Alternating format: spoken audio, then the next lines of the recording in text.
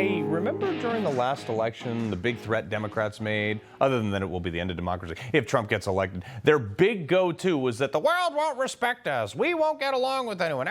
The global agenda will crash. Well, check this one out. They said, oh, the dollar will decline, Europe will rise, and Asia will nuclearize. And my favorite was that he'd destroy democracy. It will be up to the American voters to save our democracy in November. Well, how about saving democracy? How about that? Yeah. How about freedom? So that we can sit here and talk freely? Democrats are taking back the word freedom. I make this sacred pledge to you, the defense, protection, and preservation of American democracy will remain as it has been. But we're a constitutional republic. Well, as it turns out, none of that's true. Anyway, Trump was just greeted by the crown prince himself, unlike Biden, where they sent a local governor, Saudi governor, that was just there to greet him. The Saudi Royal Air Force, their fighter jets, escorted Air Force One. Trump had an Arabian horse escort with the beast. The streets were lined with American flags. They played the national anthem, and they rolled in a mobile McDonald's for him. Oh, by the way, he also secured $600 billion in investments, which includes a huge defense deal. In addition to purchases of $142 billion of American-made military equipment by our great Saudi partners, the largest ever. Tell me again, Democrats, that we're not respected on the world stage. Look, all these gestures by the Saudis and by the international community, they're not by accident. The entire world is watching. They're all taking notes. This is not just a kowtow to Trump. This is a signal that the leader in the Middle East is ready to build a relationship with the United States, which is a good thing. You would think they would be cheering it. But if you watched MSNBC with their other 11 or 12 people this morning, they would have you believe that this is about manipulating just Trump. Yes, the Saudis figured out early the trick for President Trump is to flatter him, to treat him like royalty, which is what he wanted. And we saw that on that trip. We are seeing it again now. These people, they just can't understand. How much more do they need to see to know that what Trump is doing is working out? This is how these experts, they have missed the mark by so much. All the people who've told us for years. We can go back even long before Trump. These overeducated white shoe elitists. By the way, this applies to both Republican and Democrats here because they're both equally guilty in this. The people closest to the policy decisions have no idea what they're talking about. You could do this on just about any subject. Pick one out of the sky, like the Inflation Reduction Act, okay? It tripled inflation. And while every D.C. consulting firm told us, oh, it's going to be good for the economy, we're going to build jobs, and it's going to propel us to the cosmos or whatever, they were all wrong. All wrong. Meanwhile, you had a waitress in Kansas, a mechanic in Ohio, and a coal miner in West Virginia sitting there scratching their head being like, yeah, I saw that coming.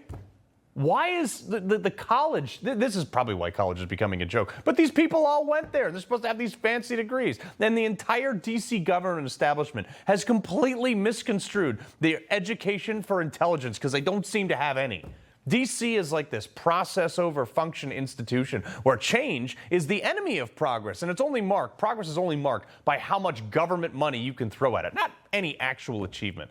That's why they hate Trump in D.C., but that's why we love him outside of it. Imagine being so indoctrinated like these people that no matter what Trump does, you hate him for it because it's different than it always has been. Besides the fact that, Doge took away all their kickbacks, but that's part of another argument. Not that any of these people have a better way, but we've just always done it this way and we're going to leave it that way. And therefore, these people will make these they'll go on TV and say stuff that is I don't know if they know it's false, but they'll go on national TV and say stuff that is blatantly untrue that just propels their narrative. That's because no one has ever tried this stuff before, and they think that's bad. So when Trump does it, they're like, oh, it's going to fail, but it's not. You got to wonder, at what point do some of these people wake up and be like, wow, everything I believe is a lie? You've had people like Elon Musk, Bill Maher, even Jillian Michaels, RFK, Tulsi Gabbard. These people were classic Democrats, some of the middle of the road, classic liberals. And if you remember, the classic liberal standpoint 30 years ago, this kind of highlights Elon's point, was no vaccines, no pesticide in food, fight the man, leave me alone in my Volkswagen van while I smoke weed. Now, the mainstream Republican platform is no forced vaccines, no pesticide in our food, the man is bad, leave me alone on my property so I can shoot guns. Meanwhile, the reason Trump won is because most of America is not ardently tied to political parties. There's no blind allegiances in most of America for these political parties like there is in D.C.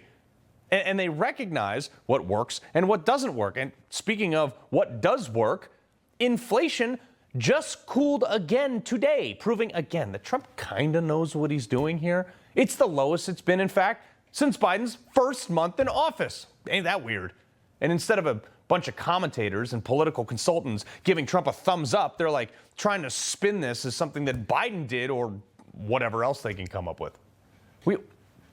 We are so past the days of the Walter Cronkites where he could just say something on TV and people would believe him. It was supposed to be honest and it would sway elections and markets. And yeah, sure, you guys over there at whatever network keep reporting, I use that word loosely, random things like you're the moral authority for the entire universe or something. But people think now. I know you people tried to discourage that during COVID, but we do.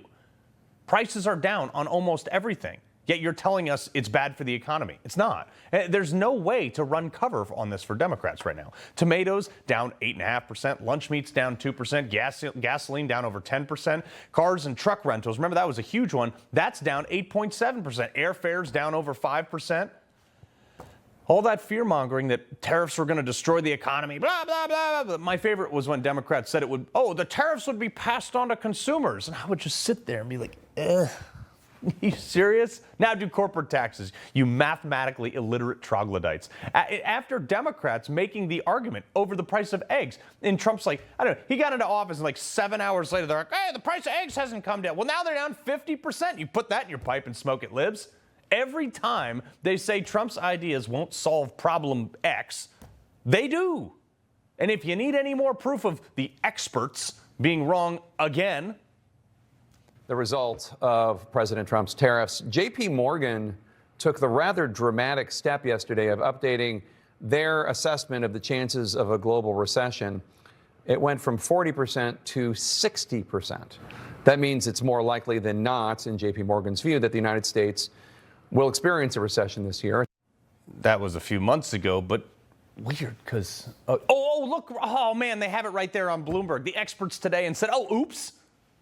We're going to go ahead and drop our prediction of a recession after Trump made a deal with Trent. Like nobody at J.P. Morgan Chase thought that Trump was going to be able to make a deal? You guys are fools. Really? I mean, this is to my point. A bunch of really educated people over there, but not a lot of critical thinkers apparently, or students of history. They just saw it in the moment. They didn't realize that Trump's, like I said, actually kind of good at this stuff, and he's good at making deals, and things will probably be fine in the end. Again, most people on Main Street were like, yeah, man, let Trump cook. He'll probably get the job done. Same thing with the military, all the wokies, all the experts. The diversity is our greatest strength. You can't kick out all the trans, it'll decimate the military. Well, it turns out they were also wrong because they did kick out all the trannies. And now recruiting is up to its highest level in 30 years. Probably because people who actually want to kill bad guys, the kind we want joining the military, joined. And they probably joined because they don't have to share a bunk with a gender-confused science experiment. Experts wrong again.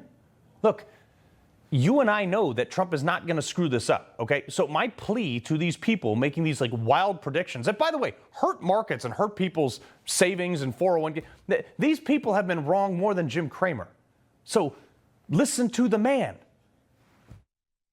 My preference will always be for peace and partnership whenever those outcomes can be achieved. Always. It's always going to be that way. Only a fool would think otherwise. Yet you thought he was going to start World War III again, which didn't happen. Let the man cook. I bet you'll like the meal, even if you don't like his methods. I won't even ask you to apologize, but just chill and enjoy the wins. America, baby. He loves the Constitution. He fights for what's right. He hates the bad guys. He's a freedom warrior. He's your freedom warrior. Watch Carl Higbie every weekday on Newsmax.